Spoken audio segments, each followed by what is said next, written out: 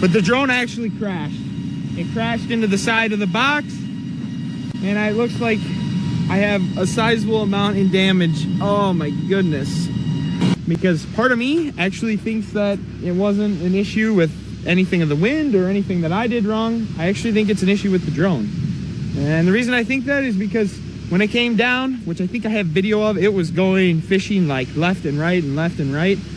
And it just was not stabilized at all when it was trying to land in the box. So I grabbed the controller. Long story short, Matthias took off with 10% battery twice because the first time it did not let him. The second time he put left stick up, which is throttle, at under 10% battery. When you saw that unstabilized crash right there, that drone was under 5% battery, receiving full throttle up multiple times in a row until it got down to 0% battery, and then it crashed. Okay, first off, I don't want to make this video because I feel like I'm calling out Matthias right now for being, learning and having some learning experiences, if you will. And secondly, I'm actually in the hospital right now with my boy over here. You want to say hi? All right, he wants to say hi. Hey. And you're probably thinking, why am I making a video like this explaining what happened in Matthias's videos whenever I'm in the hospital with my boy who just had surgery? Well, first off, he said it was okay, and second off, it's kind of entertaining, isn't it? Of course it is. Okay, and I think it's important to make sure that you guys understand what actually happened in this highly competitive, charged market that we're in right now. The most advice that Matthias is getting is dump those drones and get new ones, whenever the advice he should be getting is what happened, what went wrong, how can he prevent it, and how can you prevent this from happening, because everything that happened in both of these videos is 100% preventable or 100% pilot error. Let's dive into it. So Matthias talked about the drone being unstable trying to land into the box. See that right here. When it goes up and wobbles, and then it goes up again and wobbles some more. The drone's under 5% battery right there. I don't know exactly how much at that point in time for sure, but we know it is under 5% battery. It wasn't trying to land into the box. This is all manual flight right here. Let's take a look at the flight logs. So here's the module information with the battery and RPM of the motors and stick input value at the very bottom of the screen right here. And you can see the drone takes off with 44% battery. That's a big no-no. But the reason it took off 44% battery is because this battery was never actually charged from the factory. This battery came out of the box whenever it got to Matthias' shop, took it out to the field, put it in the drone without charging it, and away it went. That's also a big no-no. A battery sitting dormant from factory to your shop and into a drone, that's not a great idea. But nevertheless, it flew its entire mission. We'll take a look at the mission. You can see the drone flew its entire mission back and forth several times. It was not spring. This was the very first test flight Matthias did with this drone out in the field. It returned to home on low battery, and then when it got home, we can see here that it was not quite at the right home point Matthias wanted. It was off just a little bit. Instead of bumping it over and then bringing it back down on the dock, like most pilots do, landing on a trailer, Matthias had never landed on a trailer before, ever. And so he decided that it was best to just fly it away from the trailer, land it on the ground. He did that. You can see it both on here with that purple line, and on this screen right here, you can see that the motors actually stop. Right there, the motors stop. They shut down, meaning he did land. And if we look at the altitude information, we can see right there, that's the point that the drone actually landed on the ground. So this drone was safely on the ground. It returned back with low battery, and then he flew it away from the trailer and he landed it on the ground safely. It had about 10% battery left. Right there is the point that it was on the ground with 10% battery left. When I got home, it actually had about 15% battery. He landed on the ground with 10% battery. Now, the problem could have been mitigated had he put a new battery in it before he took off again, but that's where the second mistake happened.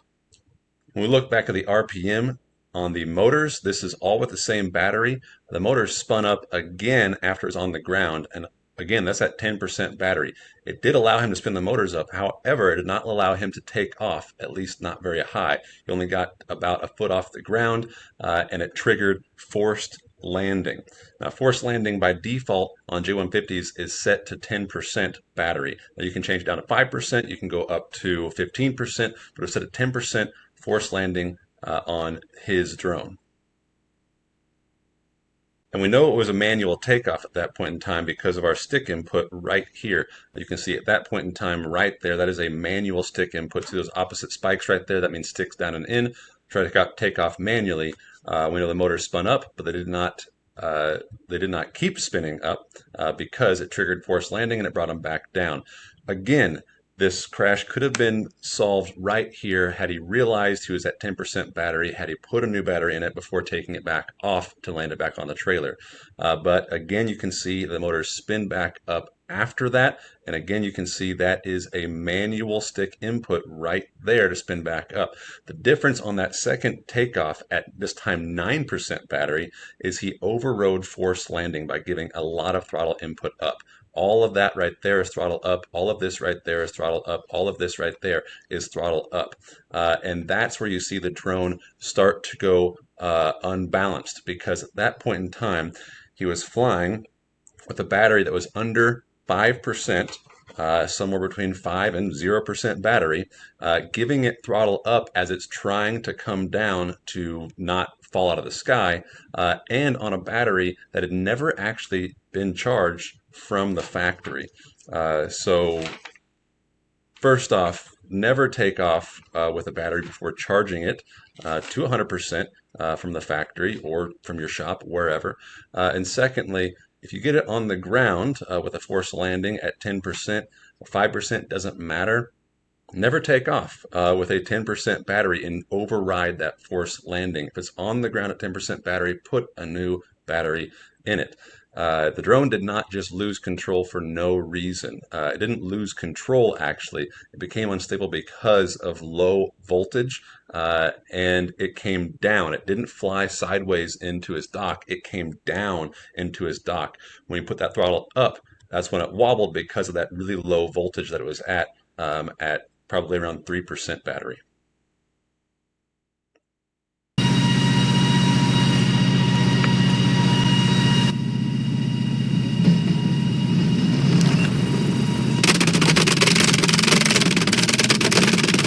I wish I was making this stuff up because I really want it to work. As you saw there, I tried to take off and the blades started hitting each other. The issue seems to be this clamp here came loose, and that pushed this arm to go up. All right, I'm going to pause this right here and actually just go back a little bit. If we replay part of this, actually right here, actually before takeoff, right there, this is before takeoff, and you can actually see that that clamp right there is not actually latched in. That orange piece right there never actually latches in. This is a clear indication that this arm latch was likely very, very loose and should have been tightened or just misaligned. If this orange piece does not latch in to the arm, then first off, you're relying solely on that cam lock. And if that cam lock does not actually cam over or cam over with enough force, it can come unlatched. So you have an orange piece of redundancy there that never actually latches in place. This is something that every pilot should be checking prior to takeoff. Whenever you are unfolding your arms, make sure that your arm bolts right there are tight enough, your arm's not wiggling in there. Vibration over time can loosen things. And B, you want to make sure that this orange piece and this cam lock is actually camming over. It's a cam lock. If it does not cam, then it's not locking. You can actually see that here after Matthias checks it out after the arm came unlatched. Whenever he tries latching it again, it never actually latches, and it's very loose. You can see it wiggling right there whenever it's latched in, which means it's not camming over with enough force to keep it in. Very easy to adjust. We've got a tutorial on how to do that. Doesn't matter what drone you're flying, you got to check your arm locks before you take off. Now, I do think EA can improve these arm locks that way to make them less susceptible to operator error. But nevertheless, you got to make sure your arm locks are latched in place. Now, in Matthias' second video here, you can actually see that he learns the importance of checking his arm locks because he shows checking every single one of them and making sure that they are latched in place.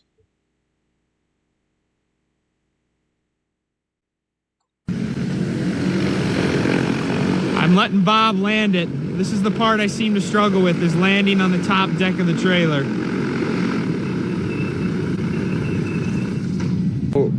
In theory, it should come back in an autonomous mission, be 10 feet above the box, and then say land. Swipe across. Yeah, it'll request to land, and then if you swipe, it'll just go straight down from where it's at. But so if it's already off, it'll be off when it lands. But most of those other guys that they're doing, they let it get 10 feet above the box, then they probably adjust it. But they adjust it then swipe, or they don't even adjust? They adjust it then swipe.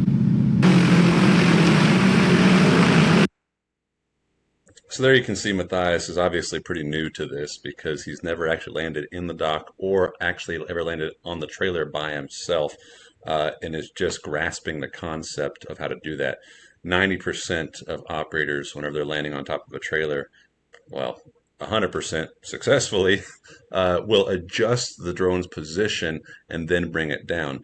A lot of times don't even swipe, you just bring it down manually, which is what Bobby, as dealer, is doing it right now.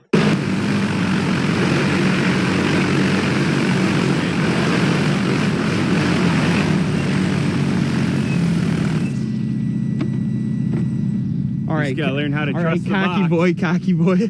I'll try. Then instead of trying to start with the box, I'm going to try landing it just in the middle of the trailer. So here we go.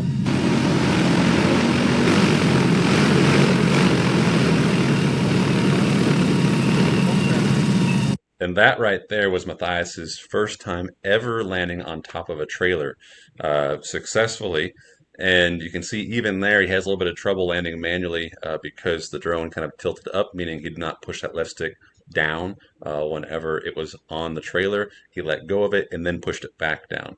You got to just keep that left stick down and it will shut the motors off. I got about 40 acres done out of this field. And then I ran into a bit of a problem. It switched into auto mode for the landing, and then it was gonna not make it on the trailer, so I flipped it back to manual. And by the time I got it switched back to manual, the drone was just flying super erratic, and it was essentially impossible to steer, and honestly, I don't know why that happened. And now this is what frustrates me with content like this, because whenever you're watching this, he doesn't know what happened. He's a very, very novice pilot, especially when it comes to landing on a trailer like this. Obviously, this was his first day ever doing that. And so what you're seeing here is his reaction, immediate reaction, not knowing at all what happened, whenever it was very clear what happened. Had he been paying attention, he would have known what happened. And we're going to show you exactly what happened right now. So here's the flight log information for that flight on that drone that you just saw laying in the ditch there. It took off with 23% battery. So this was either the battery that was already in the drone from the last flight or the battery that was in the charger that was still charging from the previous flight. And he took off with a full tank as well. That's 80,000 milliliters or 80 liters or 20 gallons. So a completely full tank and 23% battery. So as soon as he took off, it was giving him an alarm, likely a red flashing alarm on the screen. He should have realized that and brought it back immediately.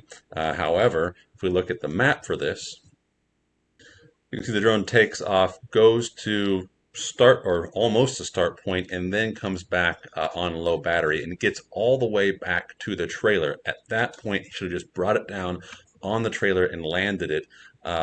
But of course, being a novice pilot, only ever landing on the trailer just maybe 2 or 3 times prior to this, very little experience, and a drone that was probably already in forced landing territory, he decided to switch it into manual mode and was not able to get it on the trailer and moved it away from the trailer.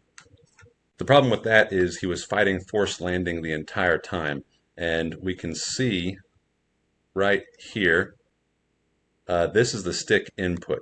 Now, the entire time you're seeing stick input here, it was in forced landing, so below 10% battery with a full tank. That means that battery percentage is going to drop super fast. If you're trying to hover with a full tank at below 10% battery, that battery percentage is going to drop very fast. And you can see a lot of throttle up input overriding that forced landing, even right here to the point that it had below 2% battery. And at below 2% battery, it's going to drop from 2% to 0% pretty quickly, which is exactly what happened. Giving throttle up input below 2% battery means it is going to go up until it can't go up anymore, and those props are just going to slow down rapidly until it comes down hard, which it did into the ditch. If you get into this situation and you accidentally take off with a low battery and it goes into forced landing, your job is not to try to get it back to the trailer. Your job is just try to get down to the ground as quickly as possible. If that's in the ditch, if that's in the crop, it doesn't matter because you're going to damage your drone much less if you bring it down into the ditch, into the crop, than you are if you just try to keep overriding that forced landing procedure until it runs out of battery and drops fast. So again, you don't hear this in these videos. You don't hear why this happened right after the crash. He's a new pilot that doesn't quite understand that, but we understand it. We know exactly what happened. Just overriding forced landing until the battery has no more battery to give. I hope this was insightful. I hope you all that are believing that these drones just erratically flew out of control for no reason now know the reason and now know how to prevent that yourselves. All right, Brody, what'd you think? It was great. Okay, I entertained my little boy, so hopefully I entertained you and gave you guys some knowledge to take to the field. I'm also happy to report that my boy is feeling a lot better right now. During the course of me filming this video, he's actually downed 2 snack packs of pudding. That's right. So he's feeling a lot better. So anyways, I hope this was helpful. I hope everybody learns from Matthias's learning experiences. And if you take off with a low battery, just get it down to the ground as quick as possible, or just don't take off with a low battery. Watch your batteries. All right, see ya.